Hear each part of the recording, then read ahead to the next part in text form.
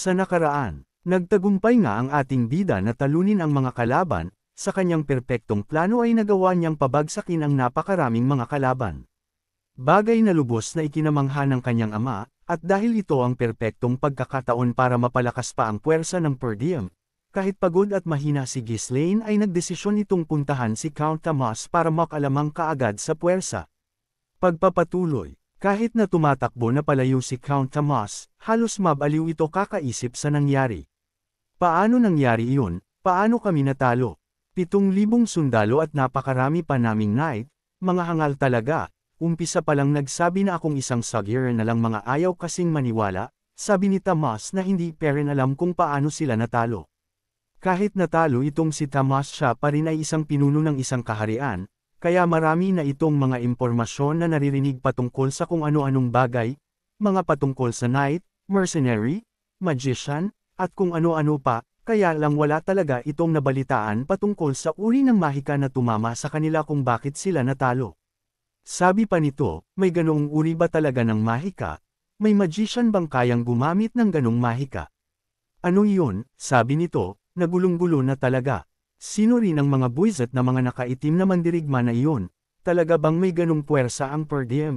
Bakit hindi ko alam? Bakit hindi alam ni Count Harold? Sabi ni Tomas na talagang nasurpresa sila ng gusto ni Ghislaine sa digmaang inakala nila na sila ang panalo. Kainis, buwisit, walang hiya, talagang winasak nila ako ng husto. Ganito na lamang ang pagkainis ni Tomas, iyon ay dahil halos lahat ng kanyang kayamanan ay inilagay niya sa digmaang ito. Dahil inaakala niya ay mapapasakamay niya ang Per Diem, hindi lang kayamanan, kundi pati ang kanyang mga tauhan ay nawala rin sa digmaang ito. Ang kaharian at nasa sakupan ni Tomas ay maayos, at payapa naman, kaya lang dahil sa pangyayaring ito, maaaring wala nang natirang tao sa kanila, wala na ring pera, kaya panay ito kamot sa kanyang ulo kung paano patatakbo ang kanilang kaharian. Kaya nag-iisip na ng paraan itong si Tomas kung paano niya isasaayos ang lahat. Mabuti na lamang raw ay nakaligtas siya kaya may pagkakataon siya para mabuhay at maisaayos ang lahat. Kaya ganito na lamang rin ang tiwala ni Tomas na maisasaayos pa niya ang lahat, iyon ay dahil kilala niya si Walter na pinahahalagahan ang tradisyon at karangalan, kaya alam niya na hindi ito sasamantalahin ni Walter para kunin ang kanilang kaharian, at alam rin niya na hirap rin pagdaten sa financial ang Per Diem, kaya wala raw kakayahan ang Per Diem na masakop sila ng buo nito. Kaya nababasa ni Tomas na kabayaran lamang sa mga pinsala ang posibleng hingin sa kanya ng Per Diem dahil sa nangyari. Kaya lang ang problema naman ni Tomas ay halos naubos na rin ang kanyang pera, kaya paano raw ang kanyang gagawin ngayon? Ang naiisip niya na posibleng paraan ay ang ibigay niya ang ilan sa mga nakukuha nilang tax sa mga mamamayan ng ilang taon, o kaya ay taasan niya ang tax ng mga taong bayan mabayaran lang ang Per Diem. Buwisit ka Harold, nagpadala ka ng isang hanggal na commander. Sigaw ni Tomas habang mabilis nitong pinapatakbo ang kanyang kabayo. Nagmamadali ngayon tumakas si Tomas, iyon ay dahil hindi pa rin sila nakakaalis ng nasa sakupan ng Per Diem, sa tuwing naaalala niya ang matinding apoy na iyon, at ang mga nakaitim na kabalyero na dumaan at lumabas sa gitna ng matinding apoy na hindi napano ay talagang nagpapanginig ng husto ng kanyang mga hita. Patuloy na hinahataw ni Tomas ang kanyang kabayo, patuloy nitong pinapatakbo ng napakatuling ang kanyang kabayo, makalayo lang sa Per Diem. At dumating na ang sandali na nakakarating siya sa kanyang kaharian, kaya lang ang kanyang kabayo ay nag-collapse, lawit ang dila na hingal. Sa pagdating ni Tomas ay talagang nabigla ang mga taong bayan sa lugar na ito, iyon ay dahil kitang-kita nila sa itsura ni Tomas na talagang naging talunan sa digmaan, kaya lang hindi niya pinansin ang taong bayan na nakatingin sa kanya. Sumisigaw si Tomas, "Maghanda kayo? Susuko tayo ngayon," sabi nito, na ang mga tao ay gulong-gulo. Iyon ay dahil umalis ng kaharian si Tomas na dala-dala ang napakalaking hukbo, kaya paano raw nagawang pigilan ng Per Diem ang hukbo ni Tomas de Gaulle? Kaya lang wala silang masabi, hindi nila matanong ang kanilang hari, iyon ay dahil talagang nakikita nilang nagpapanik pa itong si Tomas. Kaya wala nang nagawa pa ang taong bayan, ang mga naiwang leaders nito kundi ang ihanda ang pag-surrender nila sa Per Diem. At hindi pa nagtatagal ay dumating na nga ang hukbo ng ating bida sa teritoryo ng kaharian ng de Gaulle. Sa boundary pa lamang ng nasa sakupan ng kaharian ng de Gaulle ay naruroon na ang puting bandila na iwinawagayway, tanda na hindi na sila lalaban. nasuko na sila sa digmaan laban sa per diem, kaya lang walang anumang hadlang ang pumihil sa ating bida. Tuloy-tuloy ang pagtakbo ng kanilang Jima kabayo papasok sa loob, at inutusan pa niya ang ilan sa mga tauhan ni Tamas na dalhin sila sa kinaroroonan ng kanilang hari. Ganon nga ginawa ng mga tauhan ni Tamas, talagang may paggalang nilang sinamahan ang ating bida papunta sa kanilang hari na nakaupo ngayon sa mataas na upuan, dahil ito na ang huli niyang upo na taglay ang kanyang pride bilang hari ng kanilang teritoryo. Kahit natalo sa digmaan itong si Tamas, hindi talaga pa rin nawawala sa kanya ang pangmamaliit nito sa per diem, kaya ganun na lamang ang pwesto nito ngayon nakatingin sa ibaba sa lugar kung saan naruroon ang ating bida. Nang dumating ang ating bida dala ang kanyang mga nakaitim na tauhan, nataglay ang mga matatalim na mga mata, si Tamas ay nang inigna naman bigla, hindi nito mapanatili ang kanyang kalmado kahit nasa loob na siya ng kanyang teritoryo. Ang bilis naman nila, humabol kaagad sila nang malaman nilang nakatakas ako.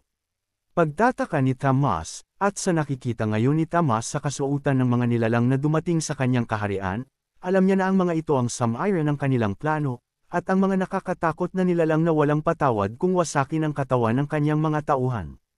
Ang ating bida naman habang nakatingala ito sa lugar kung saan nakaupo si Tamas, nangiti na lamang ito, isang ngiti na talagang may hindi magandang pinaplano. Nagtanong ang ating bida, naghanda ka na ba para sa pag-surrender ng inyong kaharian? Tanong ni Ghislaine, oo. At sino ka naman? Tanong na pabalik ni Tamas na napakatapang at taas noo itong nakikipag-usap sa ating bida. Ako si Ghislaine per diem, naparito ako na dala-dala ang buong authority mula sa aking ama, sagot nito kay Tamas. Kahit na ang paraan ng pagsagot ni Ghislaine ay puno ng paggalang, ang mga mata nito ay talagang punong-puno ng galit at gigil kay Tamas. Ikaw, si Ghislaine na sikat sa pagiging sakit sa ulo ng inyong kaharian, ang dahilan kung bakit namatay ang aking anak na si Gilmore, ikaw ang pinadala ng iyong kaharian para kumausap sa akin, at dala mo pa ang mga itim na mandirigmang iyan, sabi ni Tamas na hindi makapaniwala sa kanyang nakikita na ang walang kwenta na anak ni Walter ang kausap niya ngayon. Dahil sa pangmamaliit ni Tamas sa ating bida, agad na sinundan ito ng salita ni Ghislaine, dalhin ninyo siya sa akin. Utos ni Ghislaine na napakalamig ng utos nito, puno ng galit, init ng ulo, kaya walang ano-ano'y agad kumilos ang kanyang mga tauhan ng hinawakan si Tamas at hinihila pa ibaba, paalis ng kanyang trono para dalhin sa harapan ng ating bida. Agad namang nagulat, at nagalit si Tamas, anong ginagawa ninyo, walang hiya kayo, bitawan ninyo ako, huwag ninyong hawakan ang aking katawan ng napakarumi ninyong mga kamay, patuloy na pagpupumiglas ni Tamas, kaya lang, wala talaga itong magawa, dahil mabilis lamang pinigilan ng puwersahan ng mga tauhan ng ating bida itong si Tamas. Ang mga maharlikang tauhan ni Tamas ay nagulat sa nangyari, dahil nilalapastangan ngayon ang kanilang hari na hindi dapat gawin ng kahit sino. Iyon ay dahil parte iyon ng kanilang tradisyon na irerespeto peren ang natalong hari sa digmaan, pero iba ang ginawa ngayon ng ating bida. Sa tindi ng kaganapan ngayon rito, walang nagawa ang mga maharlikang tauhan ni Tamas. Hindi sila makapagsalita, hindi sila makareklamo, si Ghislaine naman ay hindi na inintay na makalapit sa kanya ang kanyang mga tauhan, ito na ang dahan-daang umakayat sa lugar kung saan naruroon si Tamas. At dahil puwersahang pinaluhod si Tamas sa kinaroroonan nito, napilitan ito ngayong tumangala, hindi makapaniwala si Tamas sa nangyayari, dahil kahit siya'y talunan sa digmaan, siya ay isang hari, maharlika, kaya dapat pa rin daw siyang pretuhin na tama, kaya hindi ito makapaniwala sa ginagawa sa kanya. Kaya sa isip-isip nito ay galit na galit siya sa ating bida, isang bata na walang respeto, na sinisira ang kanyang karangalan. Sabi ni Tamas, anong ibig sabihin nito? Magpakita ka ng respeto sa akin, alam ba ng iyong ama ang ginagawa mong ito? Galit na sabi ni Tamas iyon ay dahil, pinaalalahan rin ni Walter ang kanyang anak na kahit papano ay galangin nito si Tamas. Kaya ang ating bida ay nangiti na lamang na nakatingin kay Tamas, nagsalita si Ghislaine, tumahimik ka. Mariin na pagkakasabi nito, sa tingin mo ba kaya kang protektahan ng pagiging maharlika mo? Maraming buhay ang itinapon mo sa digmaang sinimulan mo, ang buhay mo mismo ang dapat maging kabayaran sa ginawa mo, at para sa katanungan mo, oo. Alam ni ama ang ginagawa kong ito, sabi ni Ghislaine. Ano? Sinasabi mo bang papatayin mo ako? Pagkabigla na tanong ni Tamas. Oo, mixing sagot ng ating bida, walang hiya ka. Isa akong maharlika, ako ang pinuno ng teritoryong ito, sa tingin mo ba kaya mong patayin ang isang tapat na lingkod ng emperador? Ang tinutukoy ni Tamas ay ang pinakahari ng lahat ng mga hari sa mundong ginagalawan nila. Sumunod ka sa batas at nakagawian ng lahat, utos ni Tamas kay Ghislaine. Sabi naman ni Ghislaine, kung gusto mong patayin ang iyong mga kalaban sa digmaang sinimulan mo, dapat alam mo na maaaring mamatay rin ang buhay mo sa digmaan. Ang mga natatalo sa digmaan ay nangangahulugan na kamatayan. Sabi ni Ghislaine na isang malamig na tingin ang pinakita nito kay Tamas na talagang gustong sabihin ng mata nito ay, yari ka sa akin, kaya napasalampak na lamang itong si Tamas sa kinaluluhuran niya. Halos maihina rin ito sa takot para sa kanyang buhay. Ganito na lamang ang naramdaman ni Tamas iyon ay dahil hindi niya naisip na ganito ang mangyayari, dahil nasa batas nila at kinagawian nila na hindi papatayin ang isang hari o pinuno ng isang teritoryo sa oras na magdeklara ito ng pagkatalo, kapag sumuko na ang isang teritoryo sa kalaban nilang bansa, hindi na dapat panggalawin ang pinuno ng natalong lugar. Kaya lang taliwas rito ang ginagawa ng ating bida. Kaya ganun na lamang nababaliw itong si Tamas sa ginagawa sa kanya at sa maaari niyang sapitin. Ang mga maharlika, o ang mga count o tumatayong pinuno ng bawat mga teritoryo ay may kasabihan na sinusunod. At iyon ay ang, tayo ay naglilingkod sa iisang hari, hindi natin pwedeng saktan o patayin ang isa't isa. Ito ang dahilan kung bakit si Tamas ay nagmamadaling bumalik sa kanyang kaharian, iyon ay para hindi na siya mag-alaw pa ng per diem. Nagsalitang muli si Tamas, papatayin mo ako nang hindi ka man lang nakikipag-usap ng maayos sa akin. Sabi nito ng pag-alit pero may takot sa ating bida. Nagsisimula ng magpanik ngayon itong si Tamas, iyon ay dahil wala pa siyang naririnig na isang maharlika na napaka-bayulente na hindi sumusunod sa mga batas at nakagawian. Hindi nararapat ito, ang gusto kong makausap ang pinuno ng inyong angkan hindi ikaw, ayaw kitang makausap, sigaw ni Tamas na talagang takot na. Sabi naman ni Ghislaine, kala mo ikaw lang, ayaw rin kitang makausap, kukunin na rin naming mga taga-per diem ang inyong teritoryo kaya mawawalan ka na ng posisyon, sabi nito kay Tamas. Baliw ka, talagang siraulo kang bata ka, hindi mo pwedeng gawin iyon na walang approval sa emperador, sabi nito sa ating bida. Nabigla niyang tinihil ang kanyang pagsasalita iyon ay kitang-kita niya ang mga mata ng ating bida na seryosong papatayin siya nito. Dahil doon, biglang nagbago ang tono ng pananalita ni Tamas, nakiusap na ito ngayon sa ating bida ng malumanay, nagmamakaawa, sige na.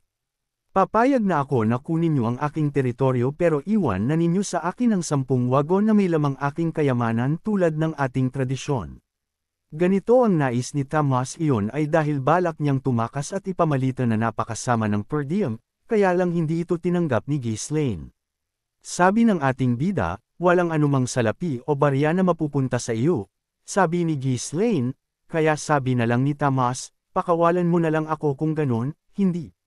Mamamatay ka rito mabilis na sabi ng ating bida. Kaya nababaliw na itong si Tamas sa pakikipag-usap sa ating bida, walang hiya. Siraulo ka talaga, bakit mo ba ginagawa sa akin ito? Tanong ni Tamas dahil talagang matindi na ang pangyuyurak sa kanyang katauhan. Tapusin siya, walang emosyon na utos ng ating bida, at sa signal na binigay ni Ghislaine, agad na iwinasiwas pa ibaba ni Gillian ang kanyang palakol ng walang pag-aalinlangan, dahilan na biglang gamulong sa sahig ang ulo ng matandang pinuno ng kahariang kanilang kinaroroonan ngayon. Gulat na gulat ang mga mahaharlikang tauhan ni Tamas sa ginawa ng ating bida, dahil ang isang sugo ng per diem ang pumatay sa isang maharlikang pinuno ng isang teritoryo na pagmamayari ng isang emperador ay nangangahulugang napakalupit na gawain ito. Hindi pinansin ni Ghislaine ang naging reaksyon ng mga tao sa paligid, at muli itong nagsalita na talagang walang makikitang awa o anumang emosyon. Sa kanyang mukha, sabi nito, kunin ang lahat ng tagapagmana ng angkan ng D-Gold at pugutan sila lahat ng ulo, dalhin rin sa akin ang lahat ng opisyal, at mga angkan na kasangga ng angkan ng D-Gold, kasama ang mga baron at lahat ng mga sumuporta sa digmaang ito.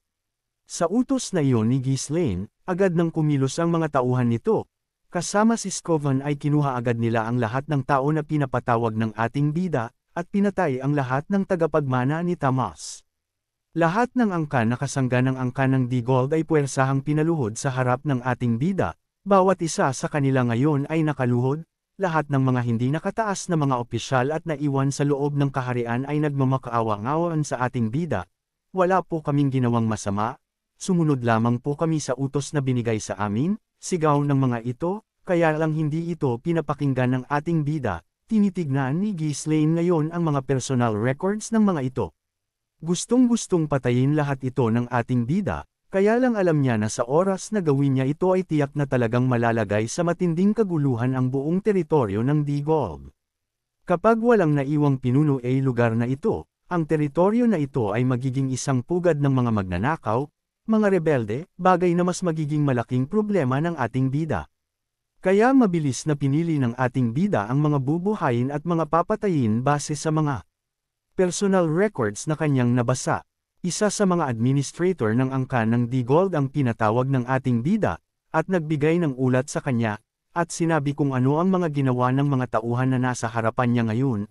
Sabi nito, ito po si Oseng, sinuportahan po niya si Count Tamas sa digmaang ito. Nagpadala siya ng 100 sundalo po niya, at 2 knight, ulat nito, patayin siya. Utos naman ni Ghislaine.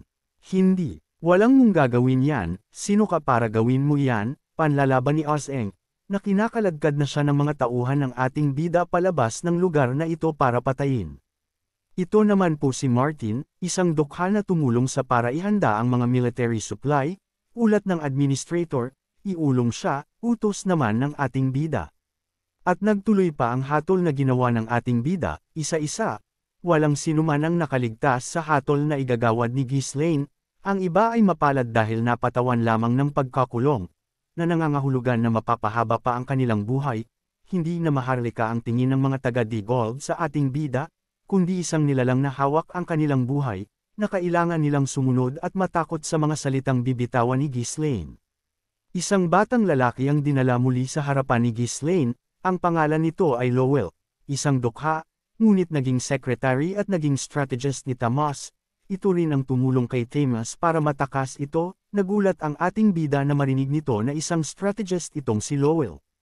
Kaya natawa na lamang itong ating bida sa kanyang narinig, iyon ay dahil ang strategist ni Tamas ay walang ginawa sa laban kundi panuurin lang ang pinaggagawa ng tauhan ni Harold na si Victor, at samamang tumakas sa ginawa ni Tamas.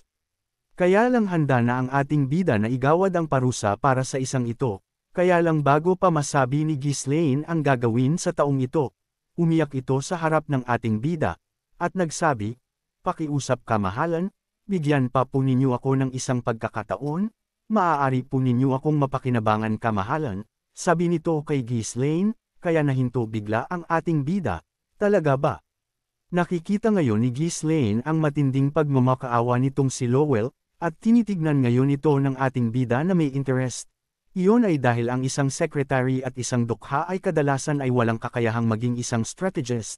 Dahil para lang sa mga taong nagtataglay ng napakalawak na imahinasyon at talino ang posisyon na ito, kaya sabi ng ating bida, anong pakinabang mo sa akin? Tanong ni Ghislaine. Agad na sumagot itong si Lowell, sabi nito, kahit ako po ay isang strategist, halos nakita ko po ang mga pamamalakad sa teritoryo na ito, wala pong ibang samalo ng lahat, halos ako po ang tumutulong kay Count Tamas, alam ko po ang kahinaan at kalakasan ng teritoryo na ito. Kung pahihintulutan po ninyo kaya ko pong ibalik sa kaayusan ang lugar na ito sa madaling panahon, hindi po ba iyon ang dahilan kung bakit ang iba ay hindi ninyo pinapatay? Sabi nito sa ating bida. Agad natigilan at nagulat itong si Ghislaine, iyon ay dahil napatunayan niya na hindi basta-basta ang talino at bilis mag-isip ni Lowell, iyon ay dahil ito mismo ang kanyang kailangan para makontrol ng maayos ang teritoryo ng Digolb. Kaya lang umiling-iling itong ating bida, hindi na raw niya kailangan pa itong si Lowell, iyon ay dahil ang teritoryo ng Digolb ay hindi ganun ka-asensyong lugar, kaya ano raw ang pakinabang ng teritoryo na ito sa kanila. Nang marinig ito ni Lowell na wala siyang pakinabang sa ating bida, agad itong sumagot, sabi nito, kaya po naghihirap ang teritoryo na ito dahil sa mga opisyal na nakaupo po sa posisyon, mga magnanakaw po sila, mga corrupt, kaya lang po ito tumagal ng ganito ang angkan ng Digolb dahil sa pang-NG alam ko. Kaya muli na namang napaisip itong si Ghislaine dahil talagang nasa sabayan ni Lowell ang paraan ng kanyang pag-iisip. Sabi pa ni Lowell, ako po mismo ang naglagay ng mga batas at sistema sa lugar na ito, Nag-aral rin po ako ng military strategy para tumulong sa pamamahala ng puwersa ng hukbo ng Digol, kaya lang biglang pumasok sa digmaan si Count Tamas.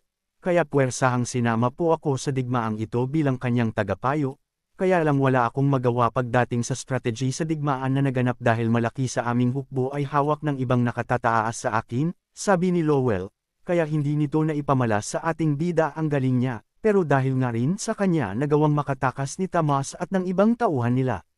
Kaya dito ay napapaisip-isip na lang uli itong si Ghislaine, at kung totoo nga ang lahat ng sinasabi ni Lowell, ay tiyak na may malaking pakinabang ito sa kanya, kaya lang hindi rin mawala sa kanyang isipan na posibleng nagsisinungaling lang rin ito para iligtas ang sarili. Kaya tumitig ang ating bida kay Lowell na may masamang titig, sabi nito, ano pa ang kaya mong gawin? Binibigyan ko ng pagkakataon ng mga tao na may mga kakaibang abilidad. Si Lowell ay galing sa isang mahirap na pamilya, kaya para magkaroon ito ng napakaraming kakayahan ay magiging imposible na, kaya lang alam ni Lowell na anumang pag-aalinlangan sa harapan ni Ghislaine ay nangangahulugan ng kamatayan, kaya nilakasan nito ang kanyang loob, at nagsinungaling, sabi nito, nabalitaan ko po na may nakuha kayong mga runestone, at kailangan po ninyo na ibenta ang mga iyon, tama po ba ako? Tanong ni Lowell, aba, ibig sabihin na subukan mo na ring humawak ng negosyo o kalakalan. Tanong ni Ghislaine, kaya lang ang katotohanan ay walang karanasan pagdating sa negosyo itong si Lowell. Iyon ay dahil hindi pinahintulutan ni Tamas itong si Lowell na panghimusukan ang kayamanan ng angkang ng Digol dahil sa galing ito sa mahirap na pamilya. Kaya nagsinungaling ito, sabi nito, mabilis po ako mag-compute, sabi nito kay Ghislaine. Kaya para masubukan ito ang tanong ang ating bida, 750 times 1920. Tanong ni Ghislaine, na agad sumagot si Lowell, 230, sambit nito na walang pag-aalinlangan. Tumitig si Ghislaine kay Lowell na hindi makapaniwala sa lakas ng loob ni Lowell na magsinungaling. Sabi nito, napakalayo ng sagot mo, sabi naman ni Lowell, pero totoo po na mabilis ako diba? Sagot ni Lowell na talagang napakatibay ng loob nito na makipagsagutan sa ating bida. Biglang natahimik ang buong paligid, alam na rin ni Lowell na katapusan na niya dahil nahuli siyang nagsinungaling ng ating bida, kaya ibinaba nito ang kanyang ulo, dahil alam niyan papatayin na siya ng ating bida, dahil pinapatay nga ni Ghislaine ang mga maharlika ng walang pag-aalinlangan, ang isa pa kayang katulad niya na isang mahirap lamang. Handa na si Lowell na malagutan ng hininga. Kaya lang biglang isang malakas na tawa ang bumasag ng katahimikan sa paligid, sabi ni Ghislaine, hahaha. Nakakatawa ang huling banat mo na iyon, sabi ni Ghislaine. Magkakaroon kaya ng lugar itong si Lowell sa hukbo na binubuo ng ating bida, o tatapusin na ni Ghislaine ang buhay ng isang ito. Abangan.